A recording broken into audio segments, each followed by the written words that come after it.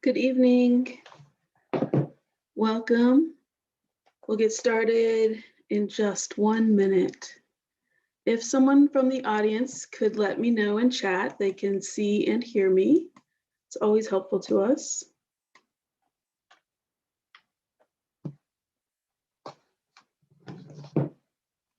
And welcome, YouTube friends. Thank you very much. And right now I will put a link in the chat box. And this link is the link to tonight's event. And we'll have links to anything that comes up, links to our presenters, and other library resources. All right, let's get started. First off, thank you all for being here. This is part of our One City, One Book campaign. And if you've been joining us for the Mondays, I thank you. This is part of our Monday series called Know Your Name, based on the topics of Chanel Miller's book, Know My Name. And we will be continuing our Monday night series throughout the rest of April as part of Sexual Violence Awareness Month. Tonight we are here for a partnership with Mirror Memoirs and in honor of International Transgender Day of Visibility. And some quick announcements. We want to welcome you to the unceded land of the Ohlone tribal people and acknowledge the many Ramaytush Ohlone families as the rightful stewards of the lands on which we work and reside here in the Bay Area. The library is committed to uplifting the names of these lands and community members from the nations with whom we live together. We encourage you to learn more about First Persons and land rights and are committed to hosting events and providing educational resources on these topics. We'd also like to make a statement about the recent violence targeting Asian and Asian Americans. The library condemns the horrendous violence against Asian and Asian Americans in our community, our state, and nationwide, both the reported and the invisible crimes that have occurred. We stand in solidarity with our Asian communities, neighbors, and colleagues distressed and hurt by these attacks. We acknowledge that these events are complicated by the entanglement of anti-Black and anti-Asian stereotypes in reporting of these acts of violence. We acknowledge the reduction of humanity and harm done to the Black community by the coverage and hateful commentary that has been deployed. Anti-Black and anti-Asian racism both uphold white supremacy, and we are all harmed by these racial structures. Still a pandemic out there. Many of our libraries are trickling open, so protect my library family out there and continue to mask up. As I mentioned, this is part of our Know Your Name series, which has featured many events happening throughout Mondays, and I am so happy to those who have joined me throughout the whole Monday series. It's been fun, and it's been powerful and moving and a little bit sad sometimes, and I'm just happy to have that community and see you every Monday night. We do have several events coming up with with One City, One Book campaign, so please continue to take a look at that. I'll put some links into the chat box. Next Monday, we're going to do some art again, bringing back the art with Katie Petro. And then the following Monday, April 12th, we are hosting Aisha Shaida Simmons, and she's a film director and educator, author, and survivor. And she will we'll watch the film, her documentary, No, the Rape documentary, and there will be a film and Q&A discussion after the film. So please make sure you come to that. Simmons is also a 2020 Lambda Award-winning author. More art, art heals. The one and only Dr. Carol Queen will be with us on Tuesday, April 13th, talking about healthy sexual relationships. And then again, we are so fortunate to have Mirror Memoir join us again for a healing circle for survivors of childhood sexual assault. And that is on April 20th at 7 p.m. Please join us for that. Many partners for this One City, One Book campaign, and our friends of the San Francisco Library are our biggest supporters and biggest partners out there. So thank you to them. All right, so without further ado, tonight's event. I would like to introduce you to Mirror Memoirs co-founder, Amita Swadhin. Amita is an organizer, educator, storyteller, and strategist working to end interpersonal and institutional violence against young people. Their work stems from experience as a non-binary femme, queer person of color, daughter of immigrants from India, and years of childhood abuse by their parents, including 8 years of rape by their father. In 2016, Swadhin received a Just Beginnings Collaborative Fellowship, allowing them to launch Mirror Memoirs, a storytelling and organizing project uplifting the narratives, healing, and leadership of two-spirit, transgender, intersex, non-binary, and queer, Black, Indigenous, of color survivors of childhood sexual abuse. In 2016 to 2018, they recorded 60 stories of survivors across 15 states and have presented over 100 trainings and keynotes on this intersectional praxis at colleges, conferences, and nonprofits. From 2009 to 2012, Swadhin was a project coordinator and cast member of Secret Survivors, an off-Broadway production they co-created with the award-winning Ping Chung and Company, featuring adult survivors of child sexual abuse telling their stories through theater. Swadhin is also a published writer whose work has appeared in anthologies Dear Sisters, Queering Sexual Violence, Pleasure and Beyond Stories and Strategies from the Transformative Justice Movement. And we'll put all those links in the chat box so you can check out these books from the library. Over the past 20 years, they have been executive director, board chair, youth organizer, faculty member, and consultant at organizations serving low-income and immigrant LGBTQ communities of color. Swadhin holds a master's in public administration from NYU, where they were the Reynolds Fellow in Social Entrepreneurship and a bachelor's in Foreign Service and Service from Georgetown University. All right, and again, we thank you all for being here tonight, and I'm going to turn it over to Amita Swadhin. Thank you so much, Anissa. I appreciate the very thorough introduction very much. And I just want to also thank my friend and colleague, Robin Takayama, who is a journalist in the Bay Area, for introducing you and me, Anissa, so that this collaboration could happen. So thank you, Robin, if you are watching out there. I did have a chance to read Chanel Miller's book. I appreciate, even though I live in Los Angeles on Tongva land, I appreciate the California connection with another Asian American survivor as well.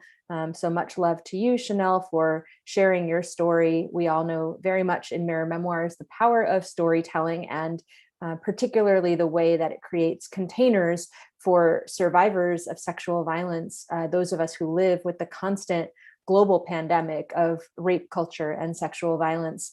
It's so common and normalized that often it can be hard to make visible because it is so interwoven into the fabric of everyday life. And so I just always want to honor when other survivors have the courage to tell their stories. And so thank you very much, Chanel Miller, for bringing us all together. I am very, very lucky to have an incredible team that has absolutely co-created Mirror Memoirs with me. And so I, without further ado, want to start to bring my esteemed colleagues and comrades into the room. We are going to focus tonight on a discussion of solidarity. I particularly have had my own arc of growing and evolving, not only deepening my own understanding of myself as a non-binary person, but largely that self-understanding and growth has come from my deep friendships and mirror conversations with other survivors, particularly those who are transgender and non-binary and two-spirit and intersex. And especially, I think, in this moment, Anissa spoke about the ongoing violence against people of color in this country. And particularly, there has been a lot of discussion of the ongoing violence towards Asian American people in the United States in the wake of the Atlanta mass shooting. I also want to name that we are in the middle of a week of action to support transgender youth in this country because of the ongoing violence of transphobia.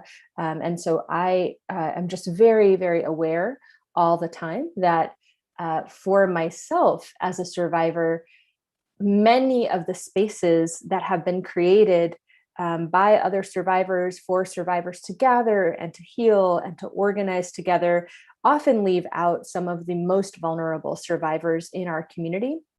So I just want to speak very briefly before I bring my colleagues into the room with me virtually about why we are doing tonight's panel.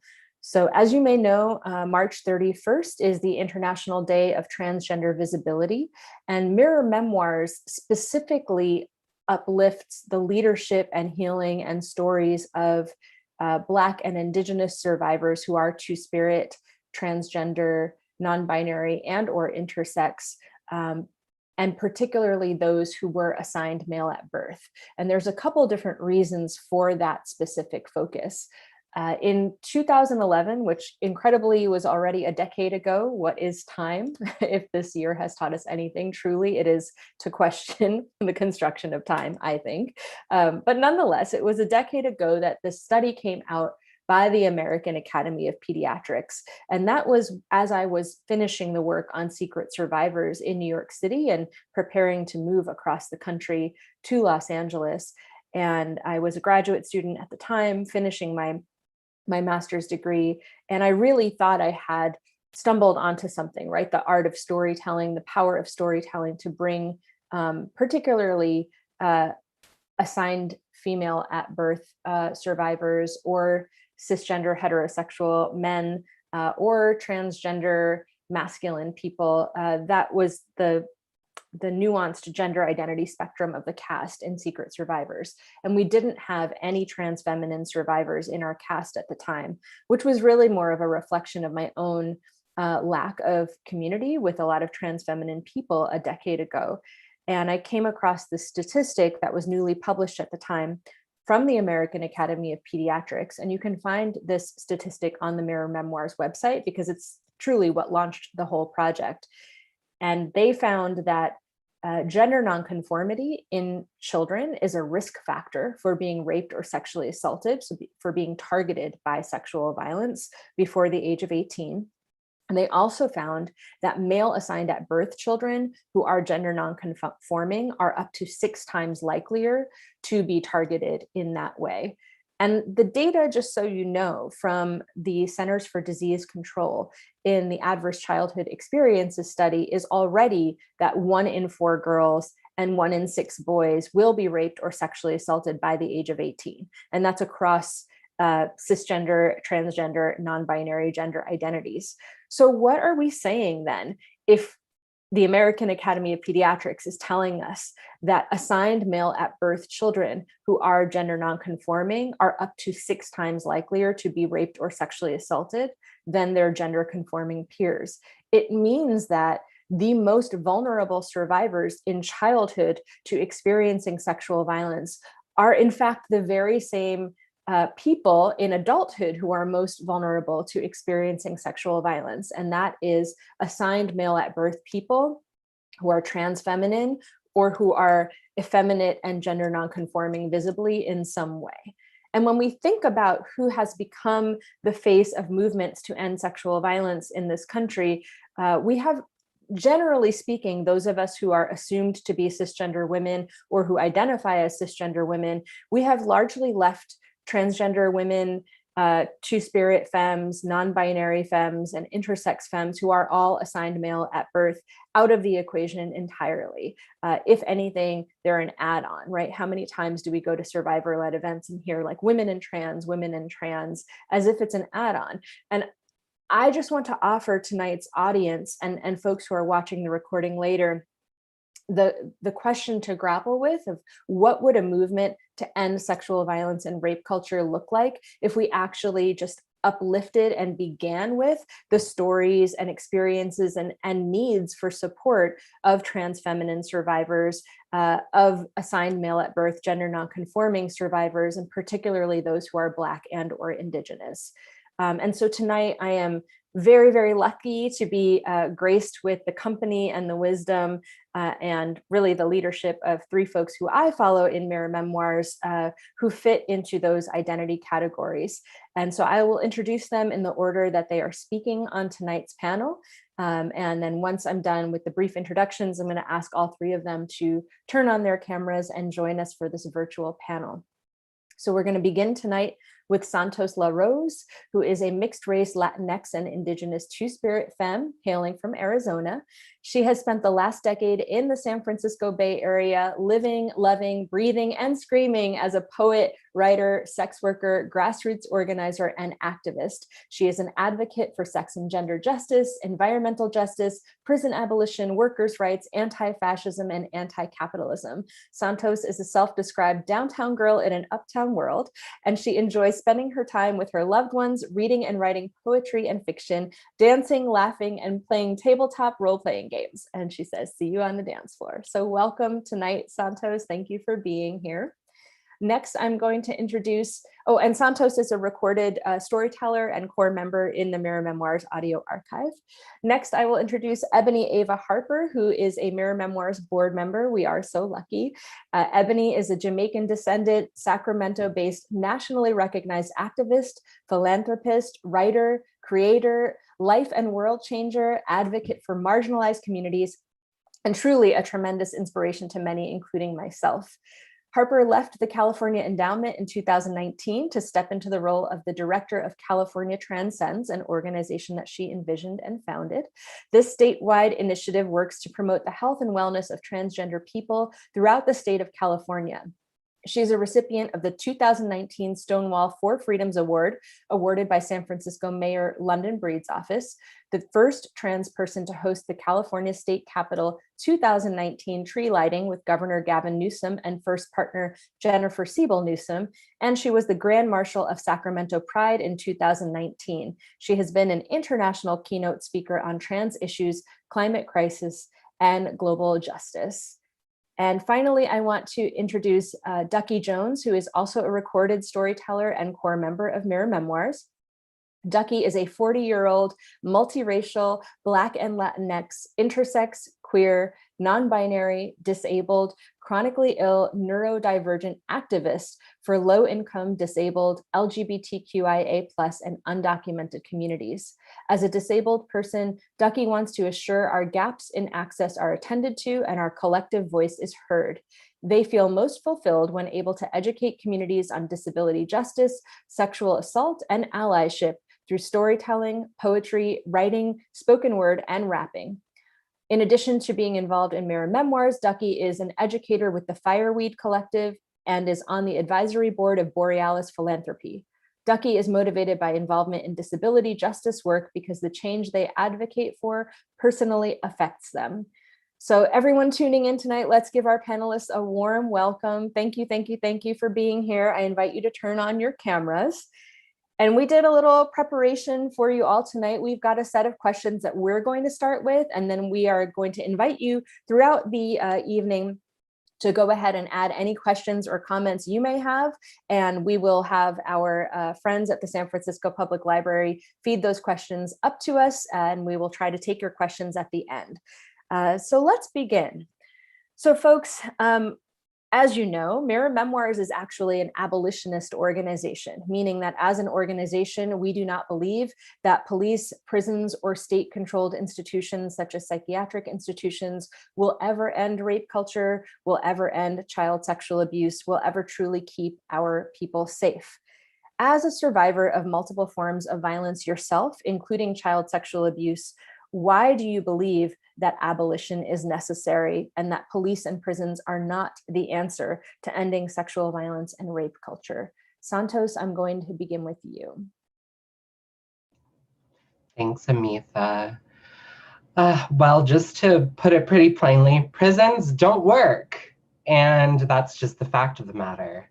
Um, the media would like us to believe that prisons are full of unpredictably dangerous people, but prisons are instead full of people from vulnerable communities who were in desperate situations and who engaged with drugs, property crime, and conflict with loved ones and community members. Um, I just want to end, I want to say that the rate of recidivism for released prisoners is about 76% within the first 5 years. And this is all because of mandatory and minimum sentencing practices, including parole and 3-strike rules to ensure that no one can escape this harm. Prisons in themselves are factories for abuse and harm, rape, and all of these atrocities that people are capable of.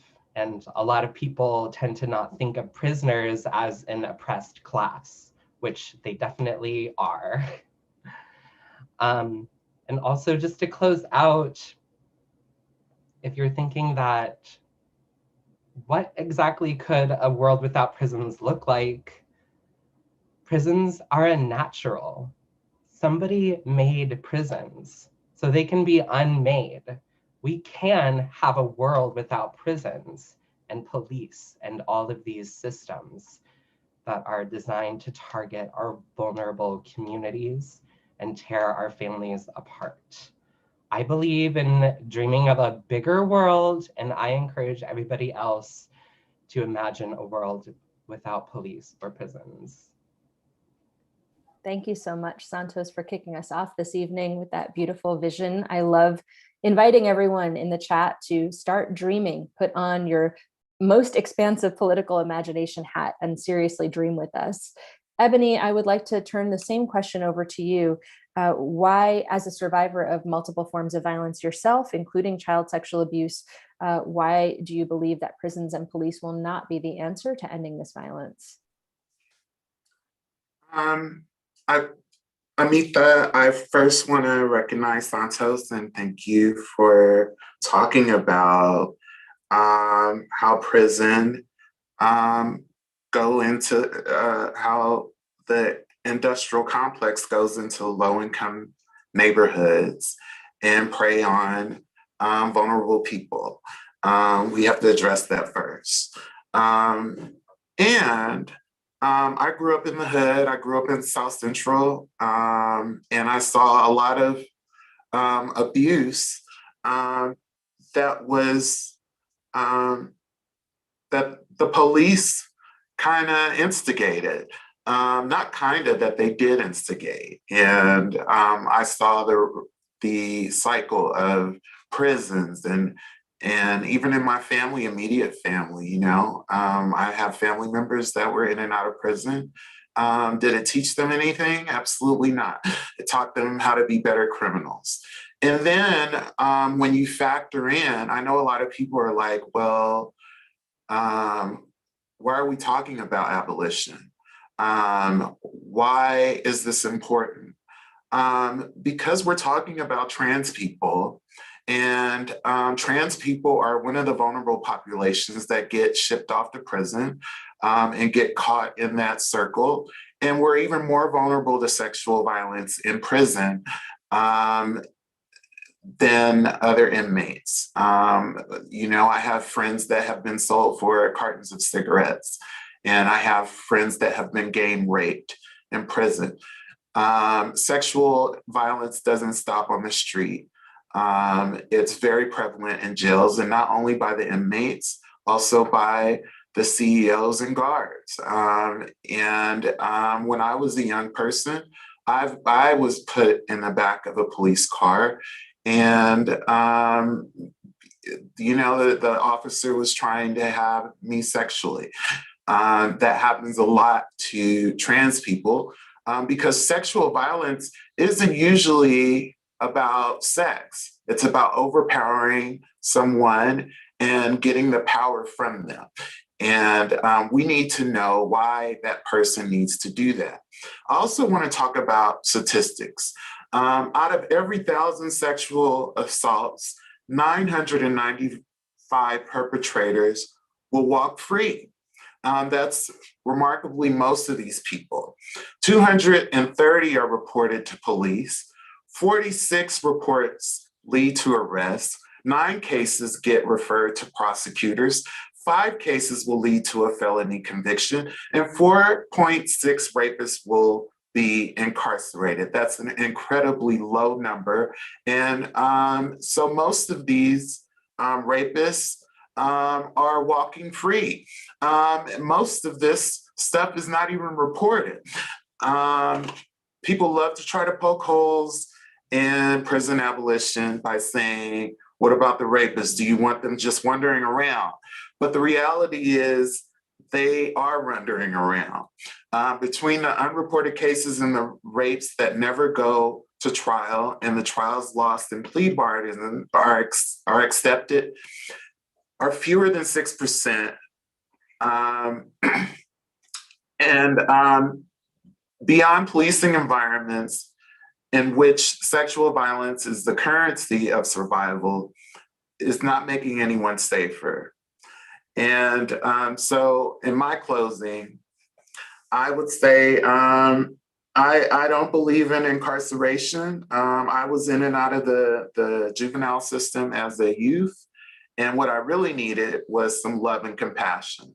I was a young person and I was thrown into that cycle of kids in the hood, especially queer kids in the 90s who was rejected by their family, of going in and out of juvenile halls, in and out of group homes, in and out of foster care, and just basically siphoned off to the street and living a life of, that rut that a lot of kids from Santa Monica Boulevard lived. And it did not help me one bit. What did help me in the latter years was therapy, was a new way of thinking, was resources. I know we live in an eye for an eye culture, but we need to shift that thinking as well. We need to shift eye for an eye. This person did this. We need to get to the bottom of why these people are doing these things, because it's happening in overwhelming numbers. A lot of it is not reported. So we need to get to the bottom. What in our culture is producing these type of behaviors? Thank you, Ebony. I'm already so full and we're on our first question. I feel so grateful that you outlined your perspective on abolition with so many vulnerable stories from your own life and from your friends' lives as well. And so I just want to take a moment with the audience as we're listening to remember to breathe. I know that I'm standing, you may be sitting, but just see if you can feel your feet on the ground or your butt in the chair if you are sitting, or against your back, and just breathe. Because witnessing is a lot, and a lot of us are survivors too. I really want to thank you, Ebony, for lifting up exactly why we do focus on abolition in Mirror Memoirs. As I traveled the country listening to 60 different survivors in our community, so many of us have been directly harmed by agents of the state with impunity. Because that is what agents of the state are empowered to do, particularly when it comes to transgender and non-binary youth of color, especially those who are in foster care or who have run away from home due to abuse at home. So you touched on so much of that, Ebony. What are the courts and the prisons going to do when it's actually police officers or state-hired psychiatric institution guards or workers or juvenile jail guards who are actually the ones sexually assaulting people?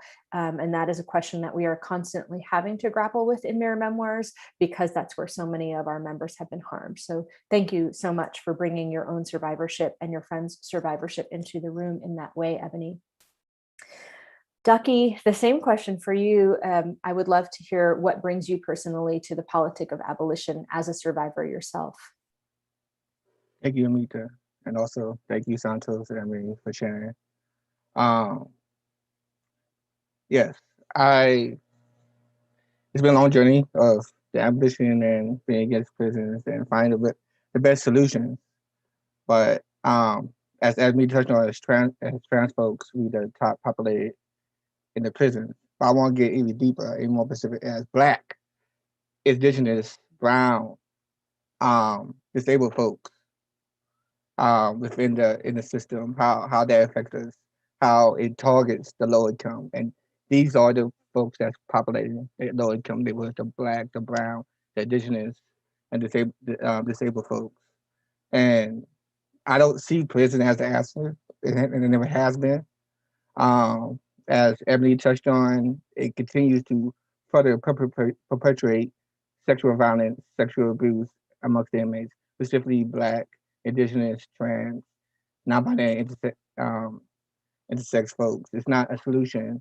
There's no resources for the inmates or the perpetrators when they leave jail to get jobs, to get the therapy, get the help they need for them, and half of them returns back to prison because of the lack of resources, because of the lack of somebody believe don't give them that chance. Because I feel like as a Black person, as somebody that as well was in McLaren Hall, juvenile halls as a child, I didn't have nobody there coming up in the foster group homes.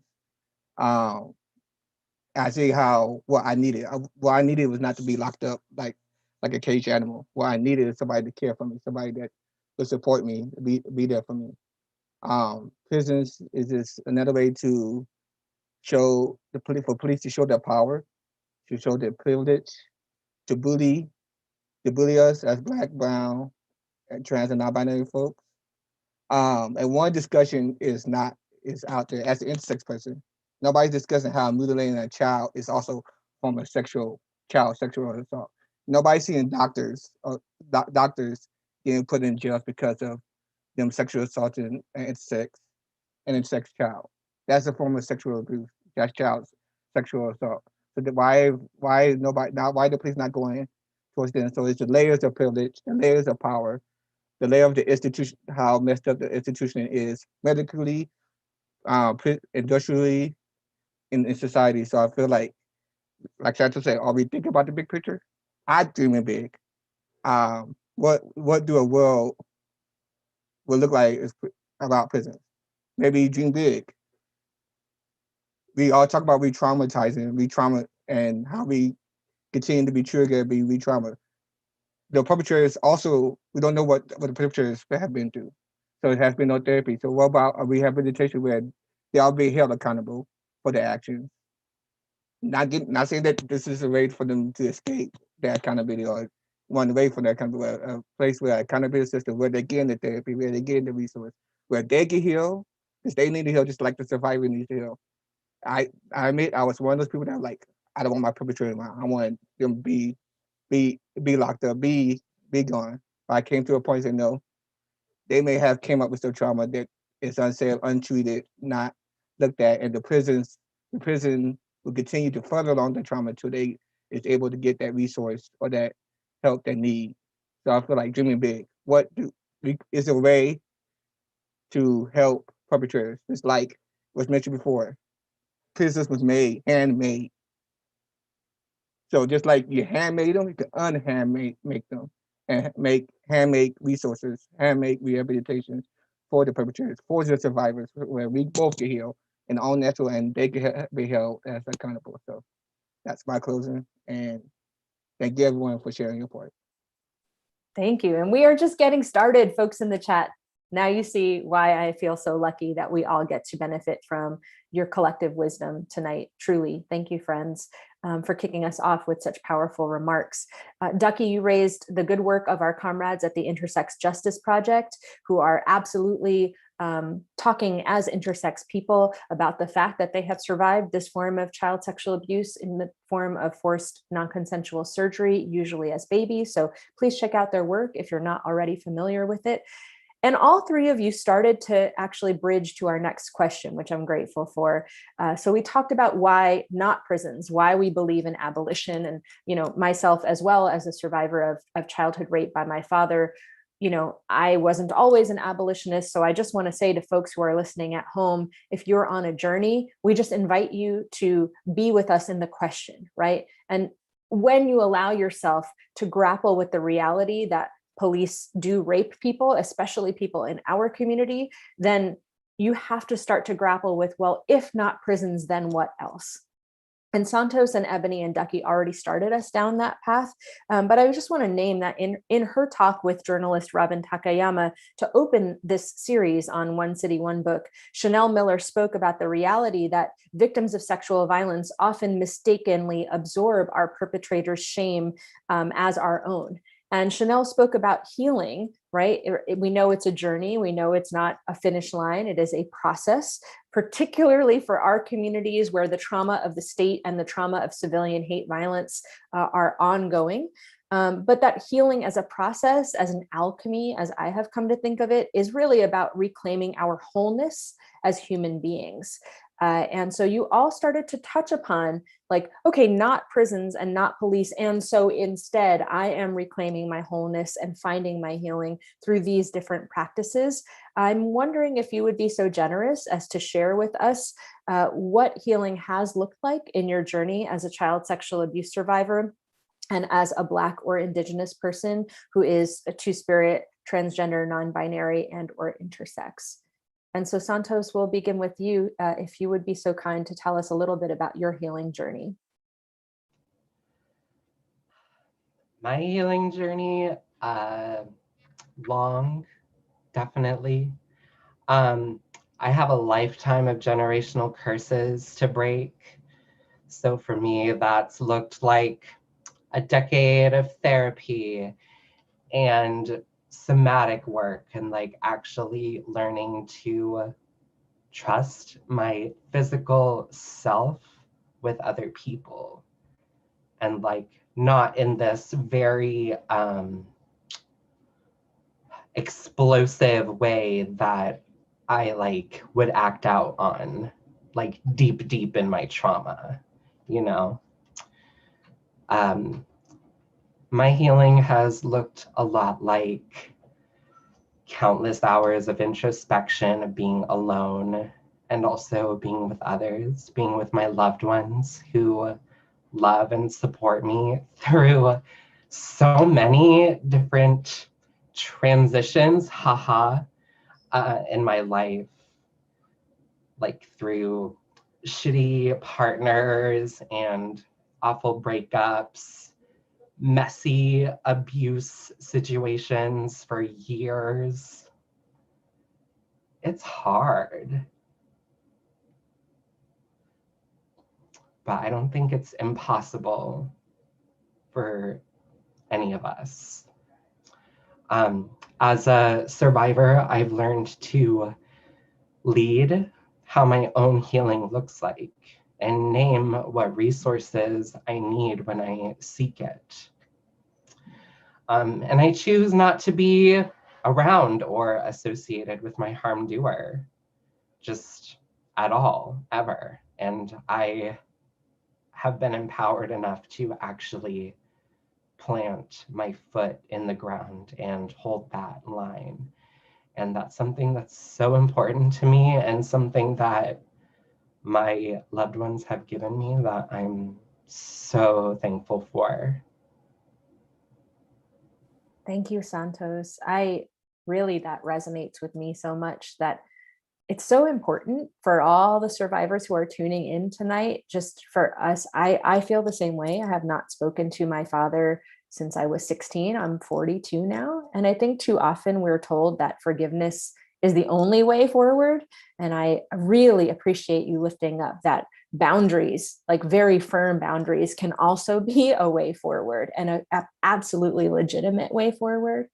And that other people are often our source of healing. When other people are really shitty to us, I too have had to figure out, just stumbling through abusive relationship after abusive relationship, and it has been my friends who have lifted me up too. So I'm really feeling that mirroring. Thank you, really, for your generosity and your honesty, Santos.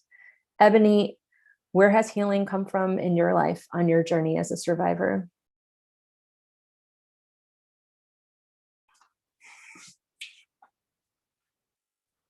That's such a big question. Because Santos talked about transitioning, and it's just like transitioning, and it's just like the question, like, when did you transition? And transition is an ongoing thing, and healing is an ongoing thing. And I'm also in my 40s, and I noticed as I've aged that my healing comes from being incredibly vulnerable, which people would say be against. But healing looks different for other people, because in my childhood, I had to be incredibly tough growing up in Watts, in Inglewood, in Hollywood, and I had to have this rough exterior. Well, later in my life, I was able to shed the rough exterior and be vulnerable and really work on the things that childhood, not only sexual abuse, but physical abuse, mental abuse, neglect, all those things that I was protecting as a young kid and a young adult, I was able to heal by telling my story and being vulnerable with people and letting them know that they're not the only one. And I don't know if I would say I made it. There is no making it to me. We're all doing the best we can. Some days are good, some days are bad. While I do have some titles and I do have some respect of some people, I am just a human that crawled out of the gutter, a couple of years ago, and that is still working with a lot of damage from my life, and that I had no control over. And I do acknowledge that I do have control over certain situations, and sometimes I still don't have control. I was just at the store getting me an energy drink, and a guy, is stopping his car and beckoning me over to his car. And, sometimes people see me as being trans and think that I'm some type of, I want sex from them immediately, especially cis men, or that I'm available for sex, or, that they could easily get me with some money. And that's all triggering because to me, that is saying that you don't see my value as a person. And so from day to day, I don't know what my healing journey may look like, but I do know with me encouraging others, kind of like you, Amita, and how Mirror Memoirs was birthed, with me encouraging others, with me sharing my story, with me hearing other survivors' story, with me constantly putting positive messages out there and knowing that if I can just touch one person with this, take your medication today, drink some water today, those things help me to heal. I say giving of myself and serving. Not everybody has the capacity to do that. And we are like ants. Some of us are worker ants. Some of us are, the queen ant, just hatching ants in the nest. And so some of us have capacity. Some of us are givers, and we get by giving. And I think I'm one of those people. And I think, sharing my story and being open about my situation has healed me incredibly.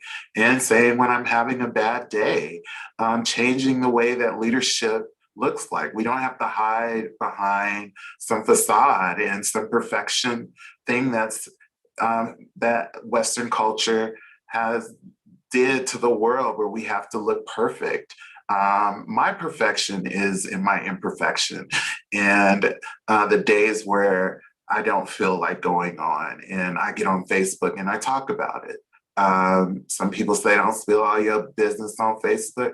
I mean, Facebook could be a tool for trans folks because a lot of us are isolated, even us that are visible. We're isolated, and you know, it serves as a therapy tool for some folks. I don't advise that for everyone. To each their own, but you know, that has worked for me. Thank you.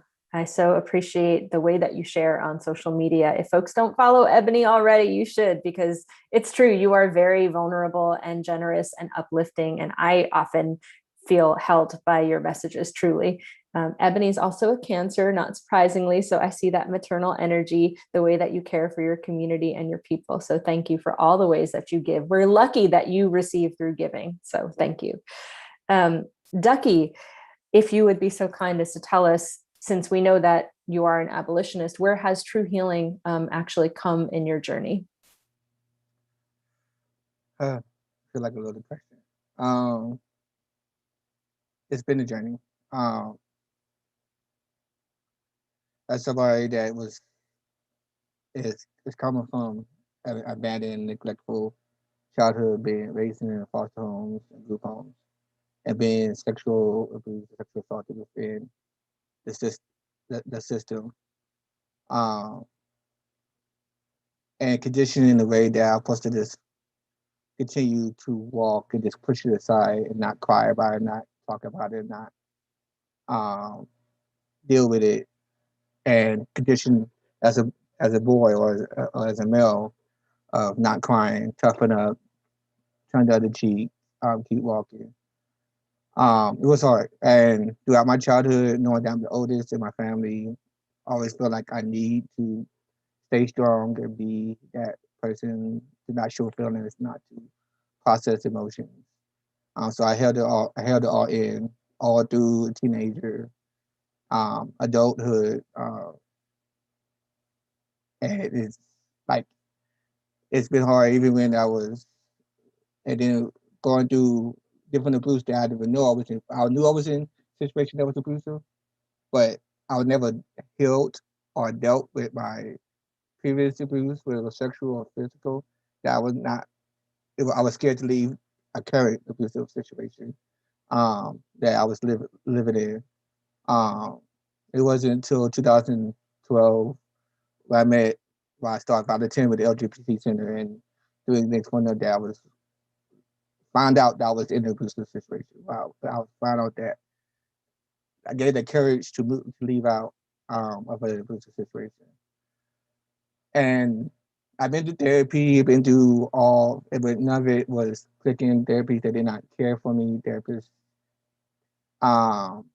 further perpetuate the hate, the discrimination towards me.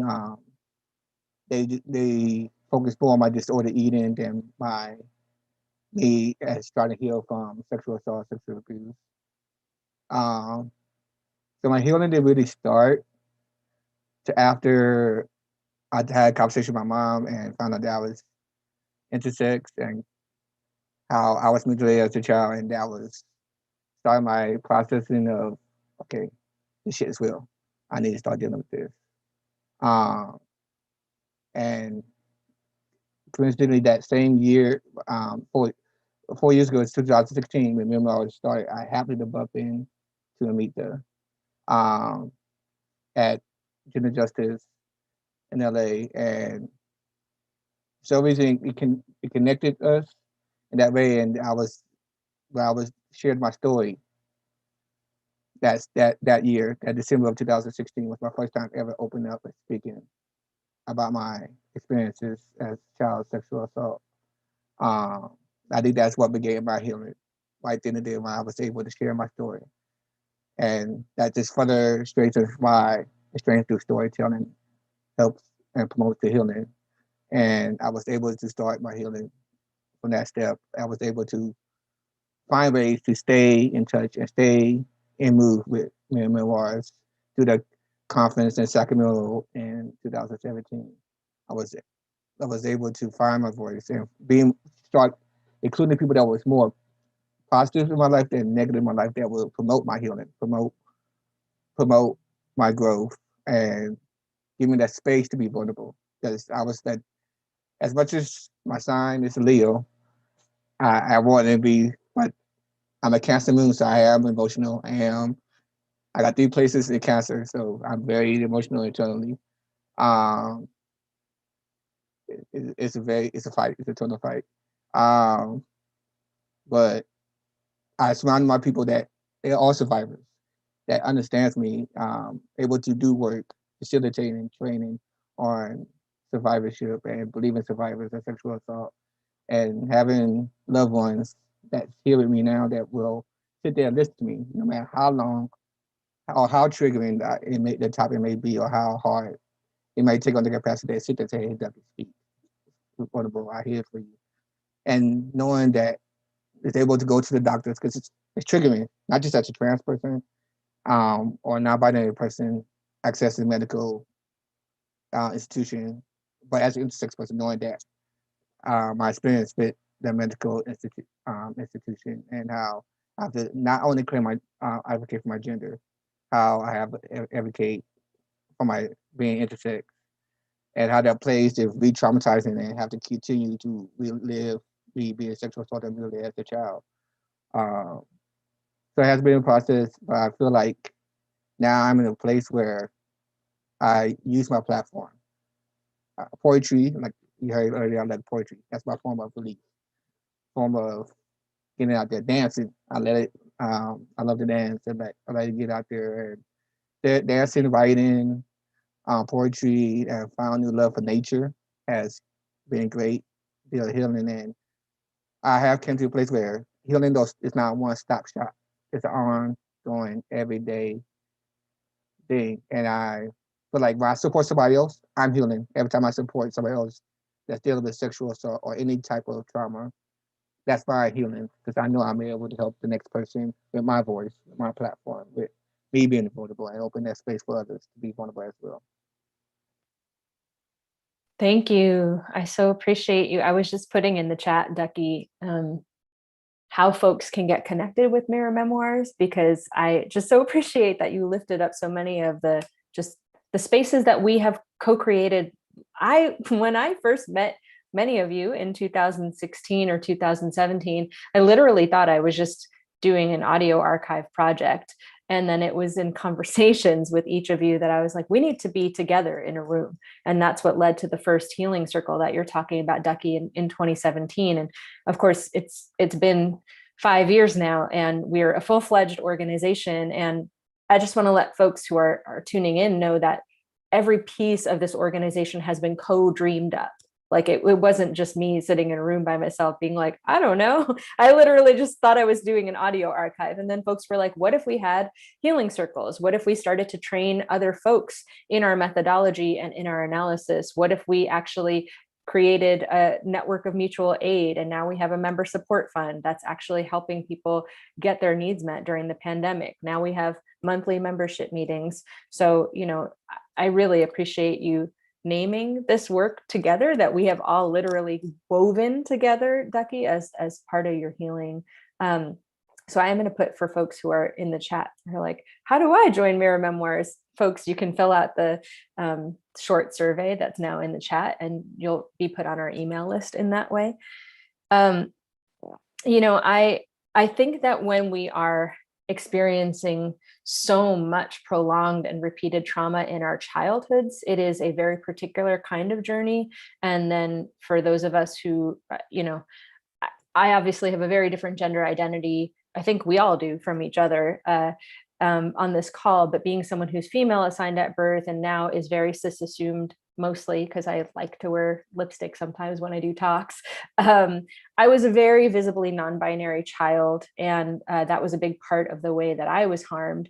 And I have come to realize that a lot of it was about my dad's own self-loathing as in his own gender journey, and that's a whole different conversation. But I think a lot about what do I need as an adult who is still constantly in this practice of healing, but what did I really need as a kid? And I just want to name that there aren't enough spaces, I think, for child sexual abuse survivors, given that it's roughly 20% of Americans are child sexual abuse survivors, and then it's disproportionately higher for anyone who's gender nonconforming, which is, disproportionately a number of LGBTQIA plus people, and how few of our movement organizations are naming childhood rape and naming child sexual abuse, and then how few even anti-sexual violence broader movements talk about the very particular experience and the kinds of lifelong support and mutual aid that are needed to really make healing real. So I want to bring this back to this particular event that we're gathered in tonight, because in her talk to kick off this series, Chanel Miller spoke about her childhood, and it sounded so beautiful. And I found myself being, if I'm honest, a little bit envious. She talked about growing up in a home in which she was unconditionally loved by her parents. Particularly, she talked about her Chinese American mother, who's an artist and a teacher, encouraging her to paint on the walls with coffee and paint. And the kids were like allowed to draw on the walls and to explore the fullness of their humanity. And I was like, God, that is so tragically far from what my own experience was as a child. But I do have children in my life. I'm not a full-time parent, but I have a 14-year-old brother, and he's my whole entire heart. And a lot of my friends are becoming parents now because I'm in my 40s. And, I think a lot about the advocacy work that Mirror Memoirs is starting to step into, that is largely being led by our comrades, Chase Strangio and Raquel Miller, and the ACLU and Transgender Law Center, where I know you work, Santos, that we're actually having this talk in the middle of Transgender Week of Visibility and Action. And I have put in the chat for everyone the call to action to fight against some of the really awful bills that are being proposed and argued at the state legislature level throughout the country. We're going into a day of action specifically focusing on Alabama, where there are, I believe, 2 bills being considered, one of which would actually make it a felony to provide gender affirming care or referrals to any transgender child or young person, even under the age of 19, even if they have supportive doctors and supportive parents, which we know to begin with, not enough trans kids do. And there's also a bill being debated right now in Alabama that, if passed, would ban transgender women and girls from playing sports and would actually police the bodies of all athletes in women's sports to be sexually examined by doctors genitally. So it's a form of sexual violence that's actually being sanctioned if this bill passes.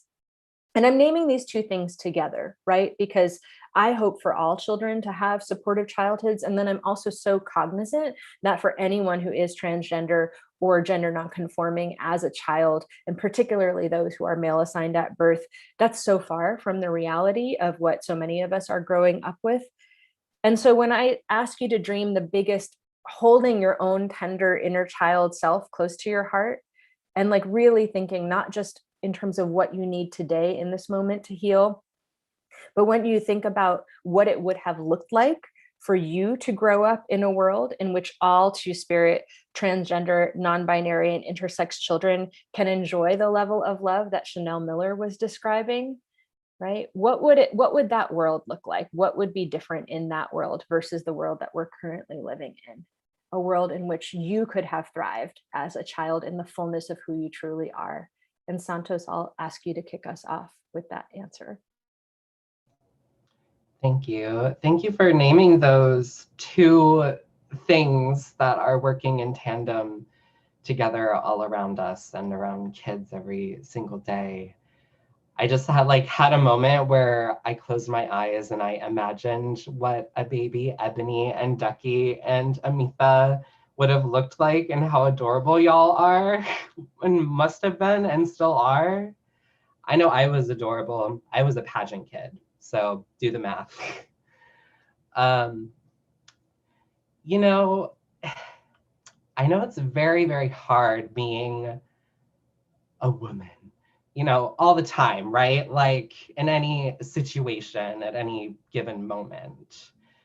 It's especially hard for women, mothers who have effeminate sons or effeminate children or young transgender girls who maybe haven't expressed the fullness of their entirety yet or whatever. And there's so much pressure on like that mom, especially if she's a single mom, that like she's messed up in raising this like young male assigned child. That there's like something went wrong, right? Like either she like coddled the baby too much, or there's an absent father or whatever. So this, as well as the fathers and those who occupy that social role, are really empowered to make men out of these young, effeminate boys. So that opens up the window for a lot of abuse, neglect, rape, and sexual assault. And a lot of the times, the other parent is encouraged to kind of turn a blind eye to these things, because either they don't realize the entirety of the situation, or they're afraid of being ostracized by the community that they're in because their child doesn't have a father or a father figure in their life. And that's just something that women are just assumed to not be able to handle or perform.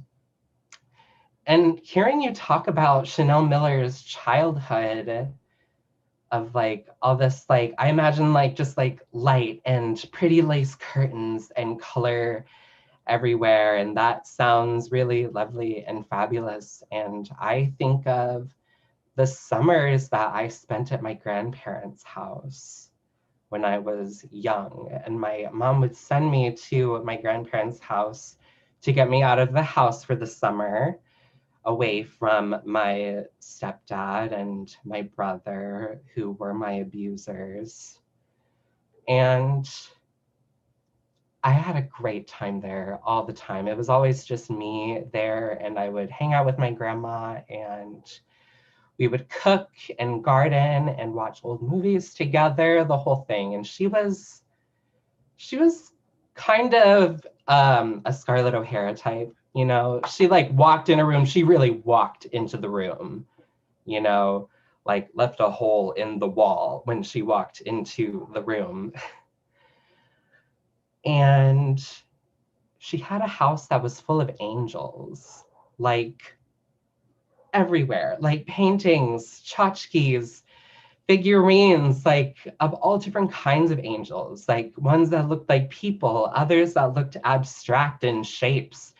She had little baby angels, she had old lady angels, she had Black angels, she had like choir angels, she had just everything you can think of. Everywhere you looked, your eye couldn't help but settle on an angel.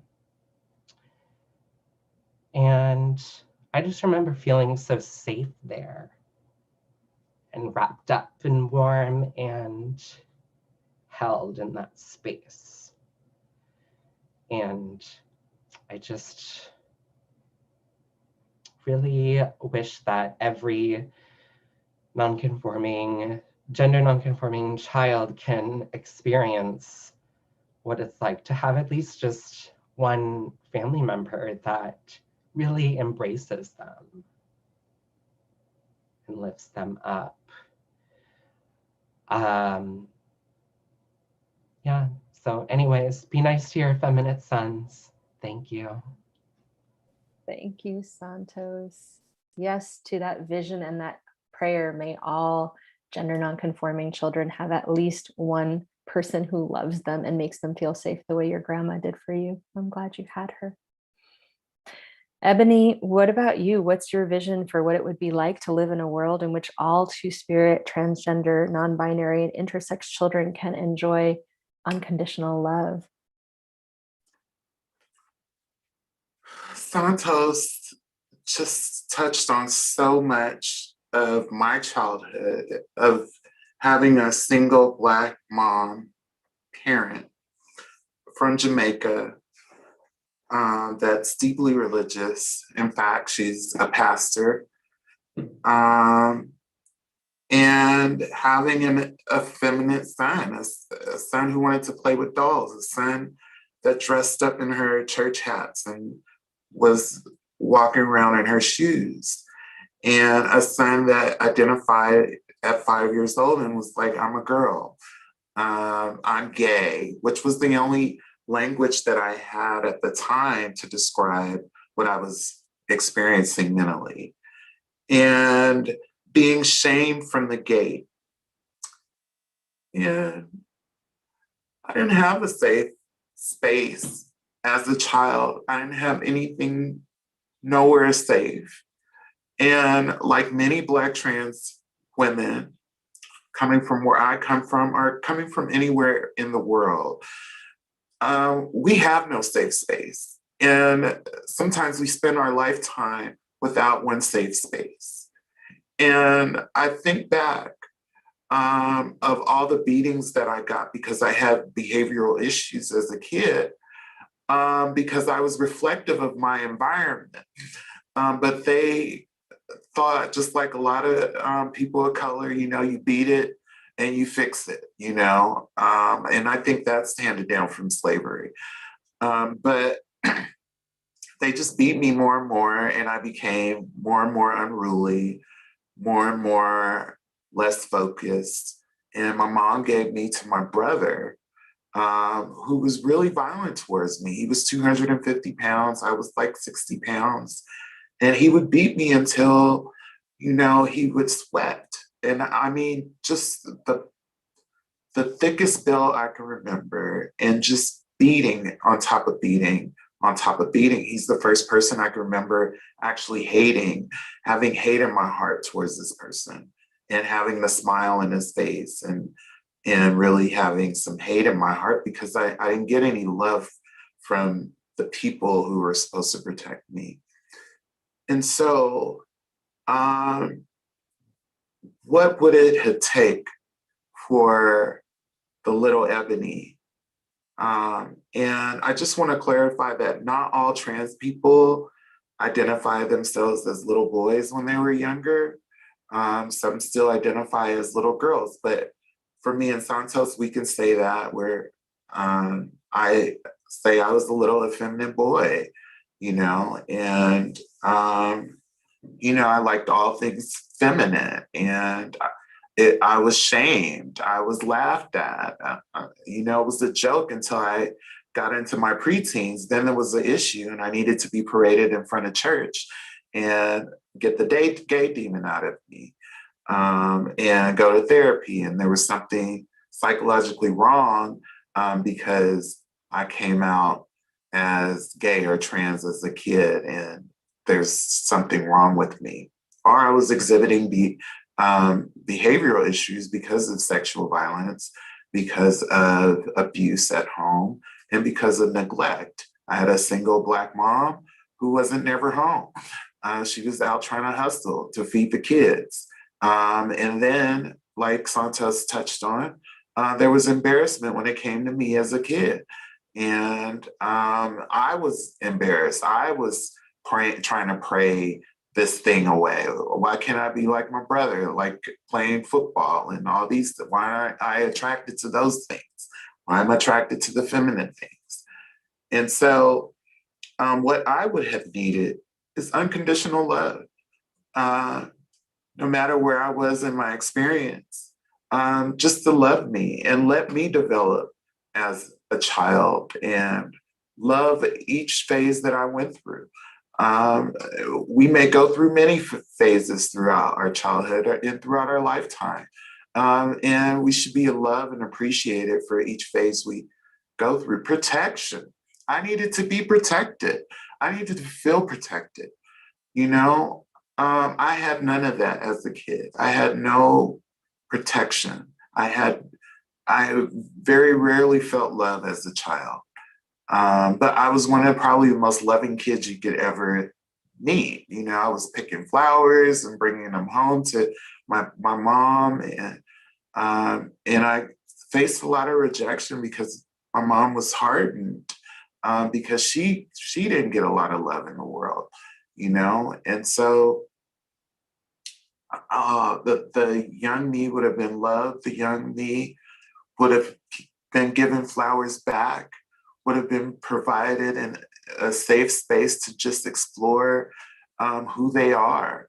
And I think that's important. And I like this question because we have to make sure that our future generation don't have the things that we had to go through.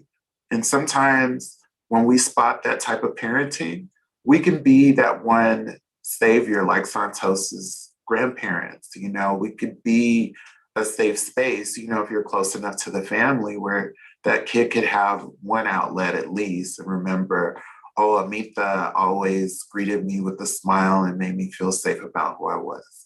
And that's important. Thank you. And so much love to everyone's little child. I love that you said that, Santos, because I feel like that I can see that in all of you as well as you're talking. And so I said flowers and angels for all the babies, including baby all of you. Ducky, what's your vision for a world in which all children can be loved and can be safe? Thank you, Amita. Thank you, Santos and Ebony, for sharing. I see. Thank you for that vision, Santos. Baby Duck, Ebony, fucked around. Amita. Yeah, to echo what all has been said. As someone that was raised in the foster home, group homes, really, they have a specific parent or to take care of them. Maybe for the first 12 years, but after that was not, which is bouncing group home to group home.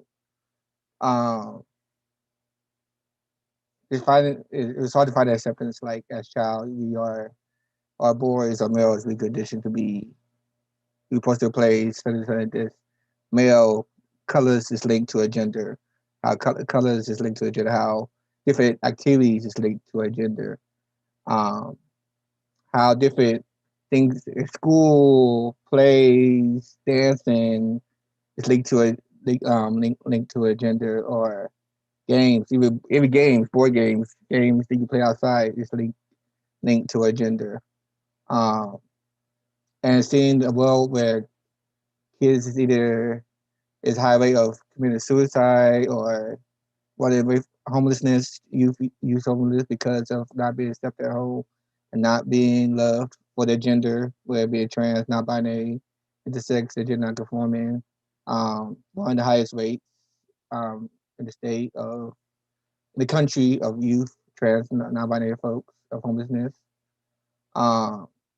That we just want to be loved, be seen, and not deal with sexual abuse because of their gender or who they are, or being teased or being pushed away, or feel isolated from a world that want to be loved, that want to be part of, that want to thrive and be a child and be loved unconditionally. It's hard. But if I could imagine a baby duck, I don't know if some of you that's watching or on the panel may know of Crest Pageant, which was through APIT in Los Angeles Asian Pacific Asian Intervention Team. They did Crest to uplift trans film to trans women. It was a pageant to the social justice organizing. And I remember in the year 2, as a candidate, coming out in a beanie, a jersey, with short shorts with a basketball and tennis shoes. And I just see that's a big, if that was in the semblance of a baby duck, I wanted that to be a baby duck because I felt like a child right then and there on that stage. Somebody that could go to a prom with a dress, but with a tuck top, or go to a prom, quote unquote masculine, but with makeup. Because I was a child that did not identify with boy or girl. I was like, didn't know which one. My foster mom tried to be the best. She accepted my sexuality, but I knew that she would not get my gender or accept my gender. So if I was able to feel love, feel like, hey, Ducky, go pick whatever toy or clothes you want. Instead of getting mad at, she got mad at me a lot of times because I would not play with the toys she bought because that was not fitting me, or play with the dolls because she was trying to guess which gender. But I was like, if I had the choice to choose my own gender, decide for myself, and be that duck, like I want to be the in-between person. I want to put your high heels, but I want to put your beanie on too. I want to put your makeup, but just on my eyes and not my lips, or vice versa. I want to be that proud queen, not king or queen, but queen as somebody like break the crown in half and just pay royalty. And everything. Just be that little duckling that has come to the waddle through your doors and as the gender that they are, the gender variant, the non-binary agent of person I am, just walk through that door like, hey, I'm here. I'm here in my makeup one day. I'm here just my jersey the next day. Oh, I want to feel like the brat this day. That's the vision of a world, maybe of how a duck will live, and that's why, as Ebony said, I try to use my place if I bump into a kid, a gender, a trans, non-binary kid, or any youth that experience non-acceptance at home. I try to give that space. I make sure when they're with me or around me, I give that comfort, that space of comfort where they can be themselves, where they can thrive, and not so they can have that break before they go back home or talk to their parents or talk to their family. Want to go to Ducky? I can be myself, yay, and like enjoy, because that's what every child dream of. That's what every kid live for, and I think I feel that would make a better place for transgender, non-binary, and sex folks. So any parents and families out there that's listening to this, please accept your child, love your child unconditionally, and educate yourself. Don't leave all your child or the community to educate you. Educate yourself how to be there for your child. Thank you so much, Ducky. I put prom queen in the chat because I just love that so much. There's a Mirror Memoirs member who also shared her story in the audio archive, who is a cisgender woman who just became a parent during this pandemic. And she and her partner are raising the child with gender neutral pronouns. And as someone who's in her intimate friend circle and has gotten to witness that process, to me, I'm like, it shouldn't be radical. I wish for a world in which we don't cause violence to beings when they're in utero by assigning them a gender or a sex. What would it look like to actually have space in every chosen kindred community for when a child arrives into this world, they just get space to be human. It's like, yay, we're all celebrating a new human is here. How precious. And we're going to just love them unconditionally and have curiosity and observation about who they are. And we're going to let them tell us and let them show us who they are. And as Ebony said so beautifully, like a lot of us evolve how we understand ourselves. So it's not a fixed journey, So thank you all so much for naming some of those visions. I feel like there's a lot of rich material here tonight about the many things that particularly cisgender women who are survivors and who generally have the dominant imagination about who a survivor is can start to do differently and think differently about how to truly be in solidarity with all survivors, thinking of little Ducky and little Santos and little Ebony and the beautiful adults that you are as well.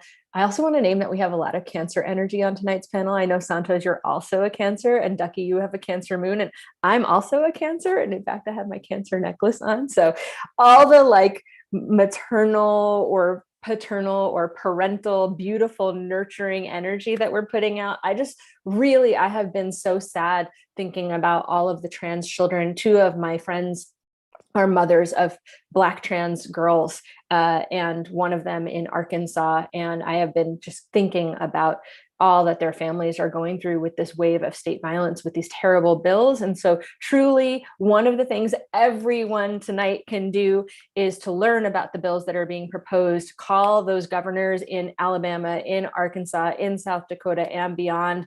Tennessee just proposed bills as well. I mean, there's so many of them. So follow Chase Strangio at the ACLU, read about the bills, and pick up the phone and get on your email, because truly, the very children that we all were, are suffering right now because of the misconceptions and the violence of rape culture, and the way that that's not only about the act of rape, but also about the stripping away of body autonomy, of telling children what they can do with their bodies, what kind of medical care they can and can't get, what kind of sports they can and can't play.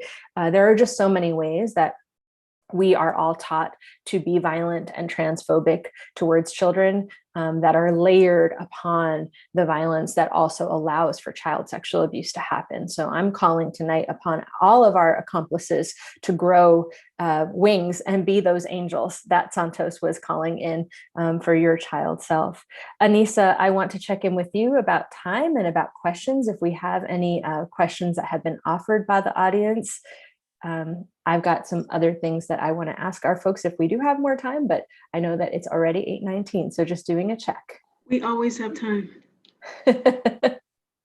Okay, wonderful. Well, I did put one more thing in the chat box about this concept, a phrase that has gotten a lot of play this year, but let's just be honest, it is how our peoples, and I'm using that term broadly as the child of immigrants. I know it is how my own immigrant community survived. It is how all oppressed people have survived.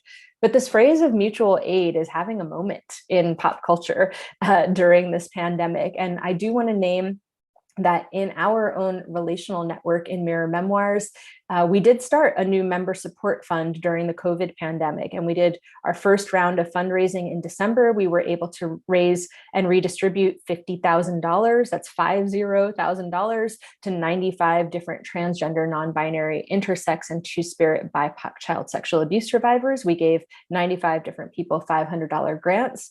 And that was awesome. But we want to do it at least 2 more times this year because we know that folks are struggling for all of the reasons that you all have named, right? Yes, COVID, and also everything that was before COVID and will probably be still being dismantled after COVID. We still need those relational networks of support. So I did put our mutual aid fund in the chat box. I want to name that Marsha P. Johnson and Sylvia Rivera modeled mutual aid specifically for our communities with street transvestite action revolutionaries, and that Sylvia Rivera specifically spoke out about being a child sexual abuse survivor and leaving home at the age of 14 to leave that violence and to find community on the Christopher Street Pier in New York City, and that she and Marsha P. Johnson pooled their money as survival sex workers to be able to rent an entire house in Manhattan, and they let transgender youth stay there for free so that they could be cared for and be potentially spared from having to do the labor of survival sex work. So that is a mutual aid practice. Trans women of color, y'all have been teaching us for a long ass time. Let's not pretend that mutual aid is new. But my closing question for all of you is, what is your ask of particularly cisgender women who are survivors of sexual violence during this time? And or what is a mutual aid practice that you have seen be discussed more broadly during this pandemic that you hope will continue? So it could be about a practice of solidarity that you are asking for, or a practice of solidarity you have seen emerge that you want more of. And Santos, I'm going to start with you. Thanks, Amita. Let's see. To think about the various things that cisgender women can do to be allies to trans women and male-assigned people at birth who are survivors of childhood sexual abuse, I would say that they don't have to look very far to know what to do. They have to look at their own lingo of believed survivors, and that includes survivors that don't look like you and who you also maybe don't think of looks like a survivor to you. I would say to interrupt moments of violence when you see them. Challenge the speech, actions, and opinions of those who would paint assigned male people as monsters and believe that trans people are who they say they are. Question the fear and the obsession that transphobic people possess. Transgender people have always existed throughout time, without country, throughout the world. And transphobia, as we know it, is a product of misogyny, global colonization, Christian supremacy, and white supremacy. The reasons why I'm bringing all this up is because cis women are in a particular position to influence their peers. And, you know, the transphobic people, they're not going to listen to other trans people or other people not in their groups. It's going to have to come from people within their own social groups, their own class, their own race, for them to actually hear it. And that's an unfortunate reality. And I want to believe that that's a reality that we can break free of one day. Let's see. Your second question. I think that, and you touched this on a little bit, Amita, you know, people of color and LGBTQ people, we are more than equipped to take care of our own during times of trouble. We've done it before, we're doing it right now, and we're gonna do it again. Privileged communities need to dig deep in their pockets and give back. You know, if you own a small business with employees, pay them double minimum wage. If you're a landlord, cancel rent for your tenants. If you consider yourself a girl boss, step down and consider a collective model. Donate your money for your next year's vacation for once this is all over to mutual aids for Black and Indigenous people that are struggling to keep a roof over their head, food in their bellies, and medicine in their bodies.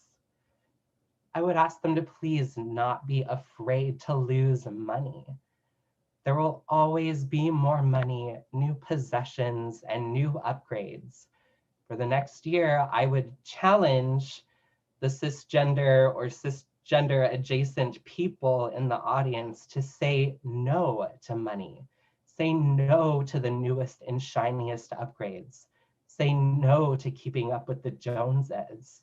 Encourage others to do the same and lead by example. And I promise you that fulfillment, lightness, and calm will befall you and everybody in your intimate circle just by seeing and witnessing your generosity and the way that you stand up for other people. And that is my gift to everybody watching tonight. Truly a gift. I'm like, one thing everyone can do is share this recording with all of your community, because thank you, Santos. Yes, just thank you. Ebony, what is your ask of people during this time, particularly those who have more gender privilege, in terms of practices of solidarity and or mutual aid? How do you come after Santos? I don't know if that was wise of me to be positioned after Santos. You know, touches on everything, and I'm appreciative and thank you. But I'll start with cisgendered women. Santos kind of read it for filth, and Santos touched on everything that needed to be touched on. Start seeing us as victims too, and support our journeys, put our stories out there, and get to know us. Start reading our stories. Familiarize yourself with our journey. And the more you know about our community, the more love and empathy you'll have for our community. And so get involved and amplify our stories, because there is a lot of abuse and violence in our community. And it would be amazing if we can walk hand in hand with shared stories and create spaces where we're able to both be vulnerable. And you're not seeing me as some big old man. You know, you see me as who I am, because those things happen. And then I would say with the solidarity piece, I would say that COVID has, I want to say that a lot of our community, both cisgender women and trans women, and our gender non-conforming fam and our intersex fam, a lot of us have PTSD. A lot of us have, some days we can't even think straight.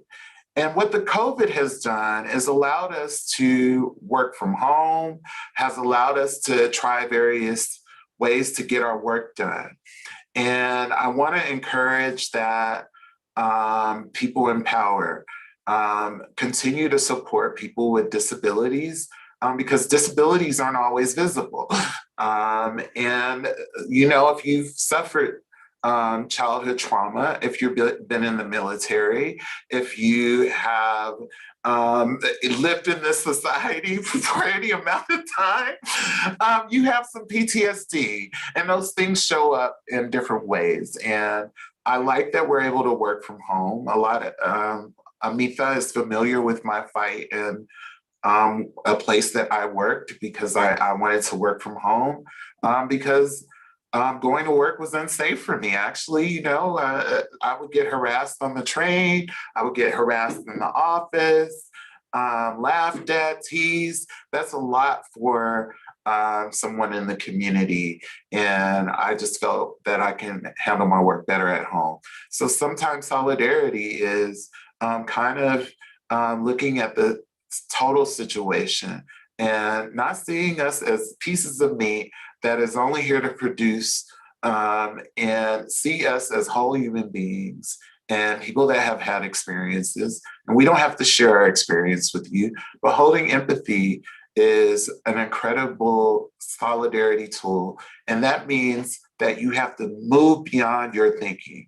And sometimes putting yourself in the other person's situation. If you can't imagine the situation, just acknowledge what they're going through and, you know, try to create a space for them. Once you answer the person's needs that's on the margin of the margins, you actually answer the needs of everybody else when you coming in, you know. So the needs of the person on the margins of the margins, once you answer, you know, people with disabilities and maybe working from home, you also answer some trans folks' needs. You also answer some folks that have been victims of sexual violence needs. Those things have a domino effect. And so put a little love in your heart. That's been my message, and will continue to be my message. And just like the philosopher Stevie Wonder said over 40 years ago, the world is in need of love today, and we're still in need, and we need to love on each other as much as we can. Thank you, Ebony. Ducky, same question to close us out, please. What are your asks of people with more gender privilege than yourself, particularly cisgender women who are survivors? And then what are some of the practices of solidarity that you would like to see continue or that you think still need to be brought to the forefront at this time? Give me two tasks: follow after Santos, Emily, and close out.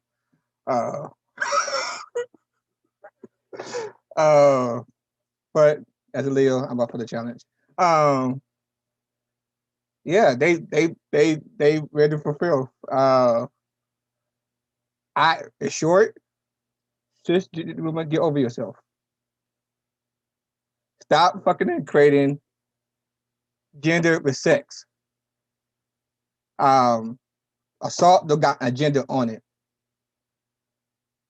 So where a survivor comes to you, whether they trans, non-binary, intersex, or they're not conforming, and they say they have been assaulted, believe them.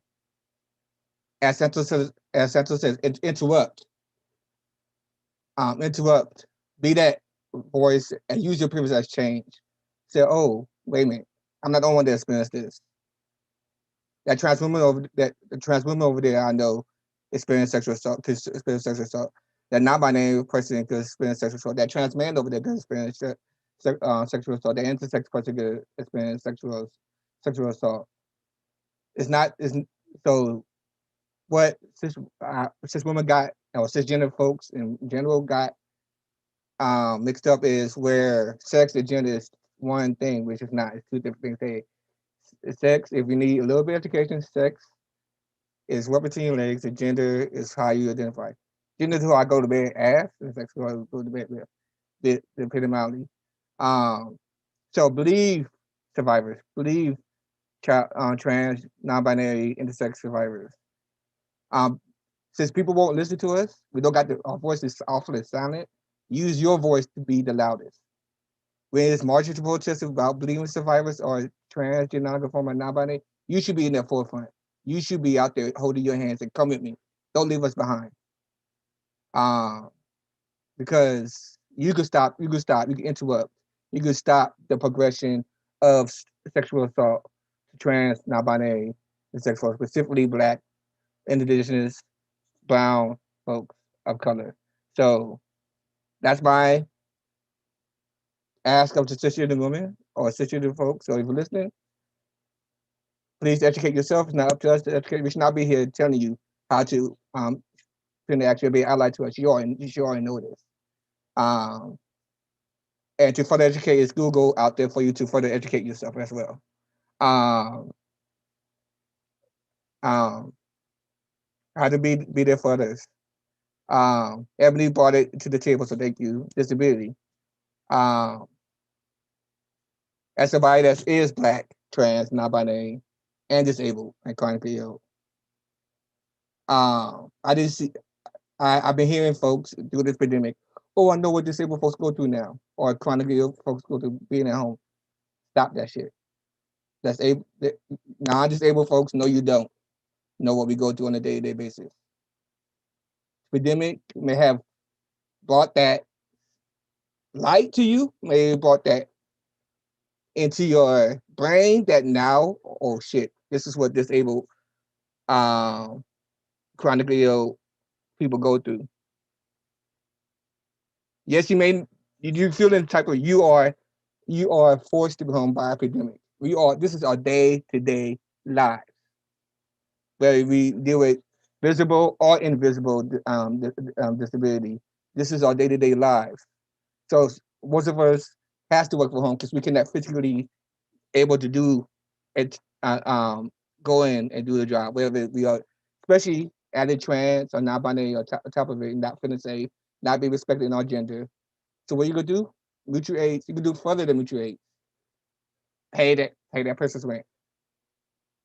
If you know that landlord's going to still charge that person rent, pay that person's rent. If you see a disabled person struggling and know that they can't work, hey, here, you need to go to the store. You need to go buy this. Offer your support and help. Stop making a mockery and joke how you know how I feel. If you know how I feel, then you should be doing it on a day-to-day basis anyway. And then I feel like pandemic. I feel like it was a pandemic within the pandemic with the uprising. And I see people shift, but I did not want that shift to end within the pandemic when the pandemic, quote unquote, goes back to normal. Because this is the everyday life of Black folks. The brutality. This is daily life for Black trans folks with the brutality. Black trans femmes, Black trans women with these murders and brutality from the police. Whatever. If you're abolitionist now, don't stop being abolitionist now after the pandemic's quote unquote back to normal. Be there. Go to that Black trans person. Go to that brown Black person. Go to that indigenous trans person and support them. Show your privilege. If you have a place, you have a vacant apartment in your apartment building, and you see a homeless Black trans non-binary indigenous person, offer them stay for free, shelter them through a pandemic. Give them food, give them supplies where they could take care of themselves, PPEs, toiletries, hygiene products. Show your privilege. I don't want this. I have hope that it will continue after the pandemic, but if we just need to continue to reinforce that it don't stop now, Because we had pandemics before, and it stopped. We should continue. This is not new. This happened before this pandemic. It's going to continue to happen after the pandemic. So I implore and invite folks. It's not just to feel what the community needs. Ask what the community needs. Come to us. Ask us what do we need. What kind of support do we need?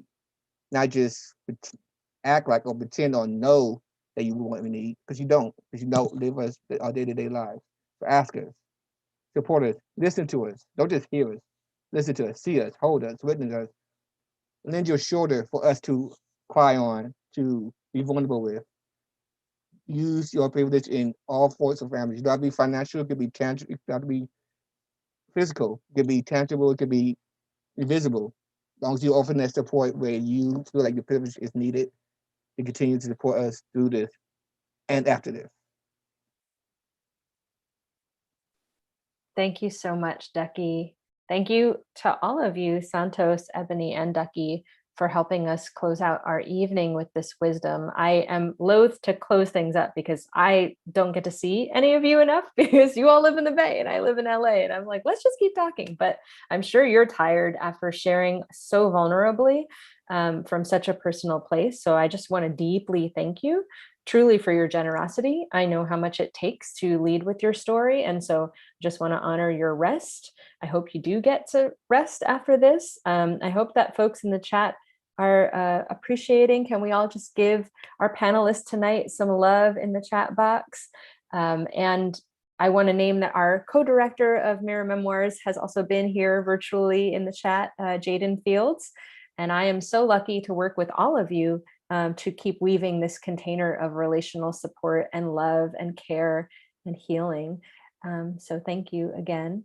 Anissa, I know that this is not the last time Mirror Memoirs will be part of this series of events. So I'm going to pass it back to you to talk about what's next on the horizon. And thank you for inviting us to be part of this series. We're going to turn our cameras off and leave you to close things out, Anissa. Thank you, everyone.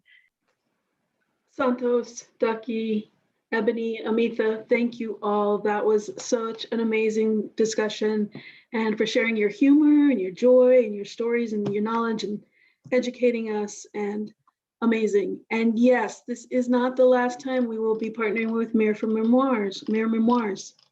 We mentioned at the beginning, there will be a healing circle happening April 20th. And I'm going to pop that in the chat, but to save the chat, everybody click on the three dots to your left, to your right, and you will see a save chat button. And I'll also be sending a follow-up, but that main link that I had put in the chat box has everything from tonight. And yes, share this, watch it again. There was so much information. And that's it, library community, thank you. And we were so fortunate tonight that our panelists shared with this library community. So San Francisco Public Library, we miss you, users, we miss you, patrons, and we'll see you next time.